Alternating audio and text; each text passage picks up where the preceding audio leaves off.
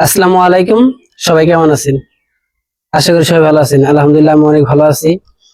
আজকে কিছু কথা বলার জন্য এই ভিডিওটা করতেছি। যারা সৌদি আরব থাকেন, যারা সৌদি আরব প্রাইভেট কার, বাইক এসব দিয়ে ফুড ডেলিভারি কাজ করেন, তাদের জন্য আজকের ভিডিওটা বিশেষ করে। যদি আমার ভিডিওটা ভালো লাগে তাহলে অবশ্যই লাইক, কমেন্ট, শেয়ার দিয়ে পাশে থাকবেন। যে দরকারি বিষয়ে আমি আজকে ভিডিওটা করতেছি সেটাই বলতেছি।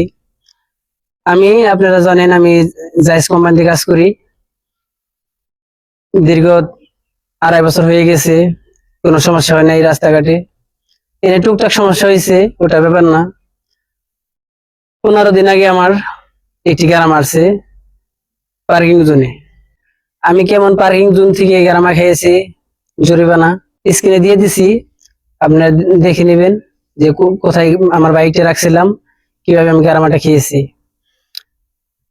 আপনারা যারা সৌদি আরব ড্রাইভিং করেন তারা অনেক সাবধানে ড্রাইভিং করবেন, কেননা সৌদি আরব অনেক নিয়ম কানুন আছে। যারা বিশেষ করে যারা নতুন, আমরাও আগে নতুন আসলাম, অনেক আগে জরিমানা আসতো, এখন আসে না। এটা একটা মিস হয়ে গেছে, তার জন্য আমার গ্রামাটা আসছে। আজকে এটুকু বলার ছিল।